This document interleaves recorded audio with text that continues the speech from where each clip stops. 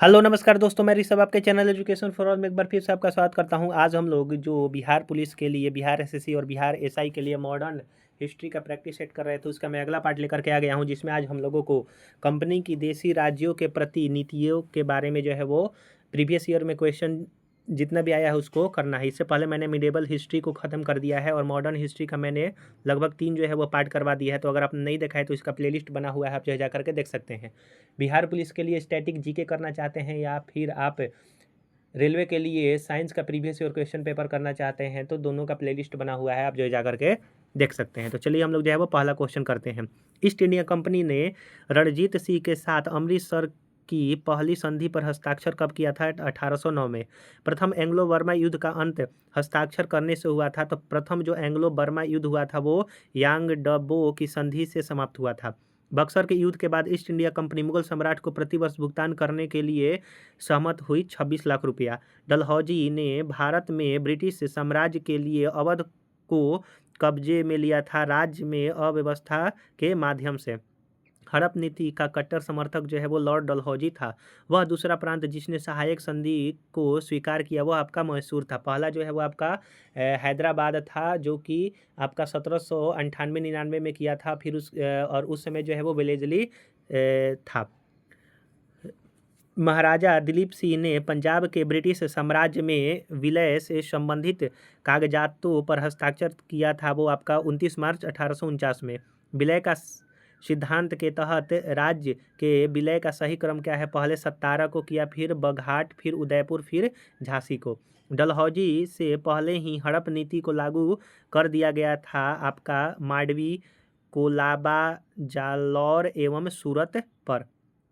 उत्तर पश्चिम प्रांत में अवध का एकीकरण हुआ 1877 में। सहायक संधि स्वीकार नहीं किया था इंदौर के होलकर राजा ने। अवध के नवाब वाजिद अली शाह को ईस्ट इंडिया कंपनी ने गद्दी से उतार दिया था, तो अवध के नवाब वाजिद अली शाह को ईस्ट इंडिया कंपनी ने गद्दी से 1856 में जो है वो उतार दिया था। लॉर्ड डलहौजी ने कुशासन के आधार पर अवध का विलय 1856 में किया था। रिंग फेंस की नीति जो है वो के नाम से जानी जाती है, तो वारेन हेस्टिंग्स ने जो है वो रिंग फेंस की नीति से जो है वो जुड़ा था। वारेन हेस्टिंग्स भारत के उत्तर पूर्व भाग में त्रिपुरा की पूर्व रियासत पर शासन था माणिक्य वंशका का। भारत के असम राज्य पर अहोम वंश का जो है वो शासक था, तो अहोम वंश किस राज्य से संबंधित था? तो असम। अवध के नवाब ने ब्रिटिश भारत के गवर्नर जनरल लॉर्ड वेलेजली द्वारा शुरू किए गए सहायक संधि को स्वीकार किया था 1801 ईस्वी में। तो अवध ने जो है वो सहायक संधि कब स्वीकार किया? तो 1801 में। ब्रिटिश कालीन राजस्व एवं न्यायिक सुधार के बारे में पढ़ते हैं। ईस्ट इंडिया कंपनी ने कलकत्ता में सर्वोच्च न्यायालय की स्थापना वर्ष 1773 में किया था, रेगुलेटिंग एक्ट के तहत। 1834 में ब्रिटिश भारत के प्रथम विधि आयोग के अध्यक्ष जो है लॉर्ड मैकाले बने थे, विधि आयोग के अध्यक्ष। भारतीय क्षेत्र के ब्रिटिश राजस्व रिकॉर्ड में महाल एक राजस्व भूमिपथ है, जो हो सकती है एक गांव या फिर गांवों का समूह। कृषक से एकत्रित भूमि राजस्व को जाना जाता है रैयतवाड़ी व्यवस्था के रूप में। वह भू राजस्व प्रणाली जिसमें मूल इकाई के रूप में गांव को उधार माना जाता था, वो महलवाड़ी प्रणाली था। महलवाड़ी प्रणाली लागू किया था उत्तर प्रदेश में। बंगाल राज्य बंदी विनियमन बंगाल विनियमन 3 को पारित किया गया था 1818 में। अंग्रेजों द्वारा अंतर्देशीय प्रवास अधिनियम इनलैंड इमिग्रेशन एक्ट लागू हुआ था, तो अंग्रेज के द्वारा इनलैंड इमिग्रेशन एक्ट 1859 ईस्वी में लागू हुआ था। वह अधिनियम जिसके अंतर्गत बागान मजदूरों को बिना अनुमति के चाय बागानों को छोड़ने की अनुमति नहीं थी, वह आपका अंतर्देशीय आव्रजन अधिनियम 1859 था। धर्मोर्थ बंदोबस्ती अधिनियम पारित किया गया था 1890 में। भारतीय सिविल सेवा के लिए एक अलग परीक्षा का प्रावधान किया गया, जो भारत में होनी थी, भारत सरकार अधिनियम 1919 के तहत। 18वीं शताब्दी के उत्तरार्ध में प्रायः कंपनी बहादुर की शानो शौकत का स्थानीय प्रतिनिधि जो है वो कहा जाता था दारोगा। मनुष्यों के पहचान हेतु उंगलियों के निशान का दुनिया भर में प्रथम बार 1860 में उपयोग भारतवर्ष में किया गया विलियम हर्सले ने। लॉर्ड मैकाले का संबंध जो है कानूनों के संग्रह से था।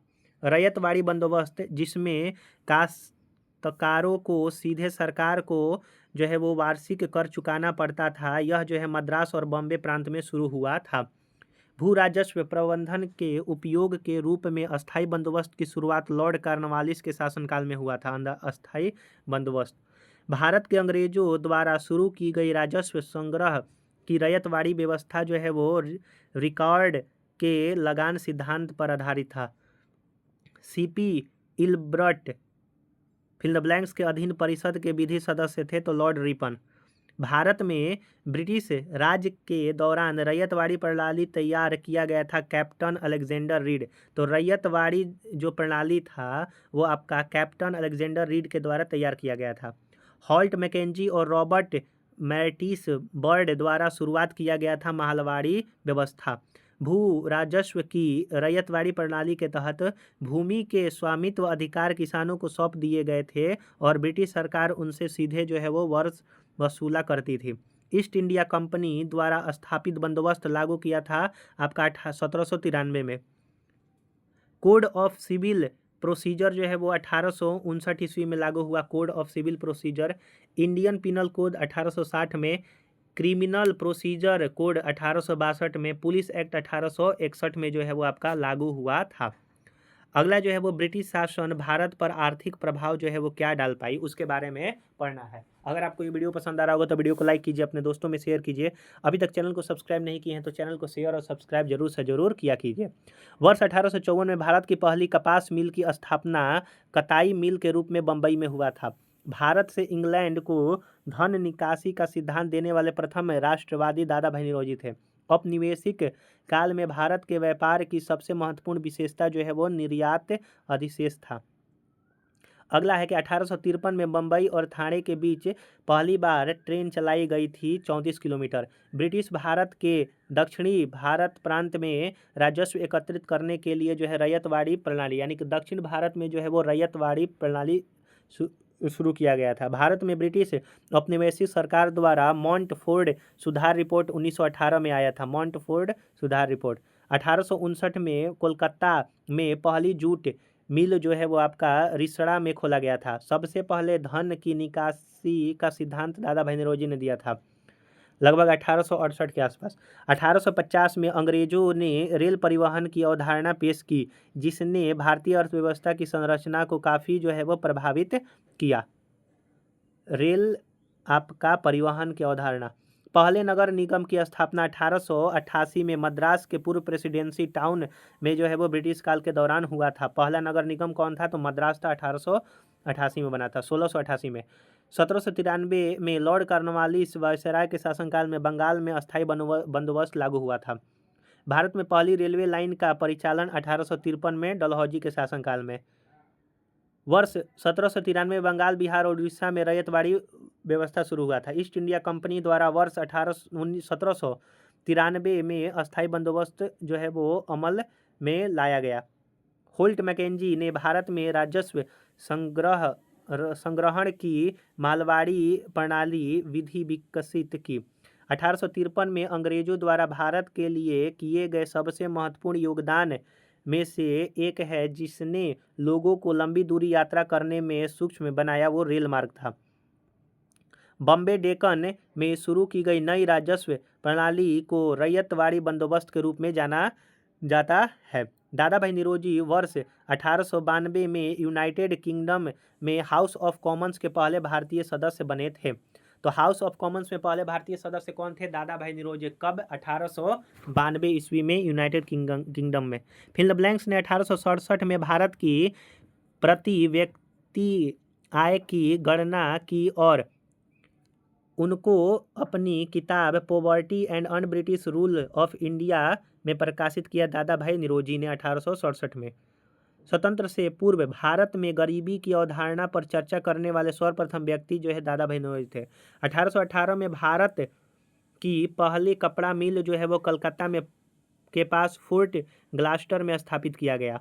भारत में अंग्रेजों द्वारा यात्रियों के लिए रेलवे की शुरुआत वर्ष 1853 में किया गया।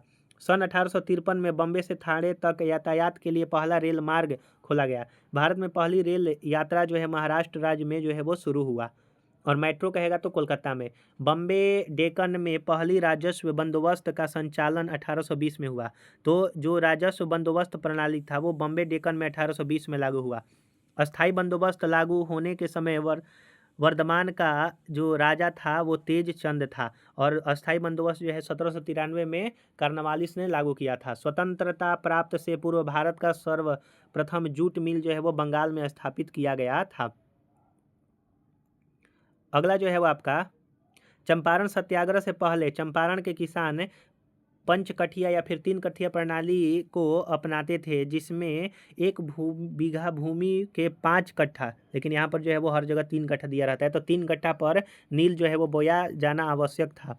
वर्तमान में पश्चिम उत्तर प्रदेश, मध्य प्रदेश और पंजाब के कुछ हिस्सों में 1830 में महलबाड़ी व्यवस्था को जो है वो शुरू किया गया था। 1830 में रैयतवाड़ी व्यवस्था शुरू किया गया था। 1820 में रैयतवाड़ी व्यवस्था बम्बई और मद्रास में शुरू किया गया था। 1820 में फिल द ब्लैंक्स इजारेदारी व्यवस्था की शुरुआत की, जिसके अनुसार राजस्व एकत्र करने के अधिकार उच्चतम जो है वो बोली लगाने वाले को 5 साल की अवधि के लिए दिया गया था, वो वारेन हेस्टिंग था। इजारी व्यवस्था वारेन हेस्टिंगस ने।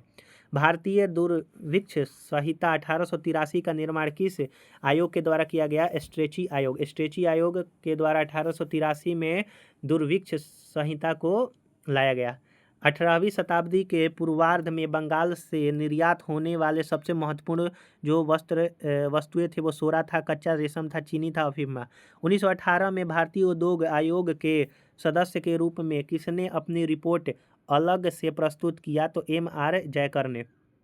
भारत में आधुनिक राष्ट्रीय आंदोलन के विकास में उत्तरदायी कारण नहीं था। भारत में राजनैतिक विविधता। इंडियन सिविल सर्विस परीक्षा में उत्तीर्ण होने वाले प्रथम भारतीय सत्येंद्र नाथ टैगोर। स्वतंत्रता पूर्व भारत में गरीबी रेखा पर चर्चा करने वाला प्रथम व्यक्ति दादा भाई नौरोजी।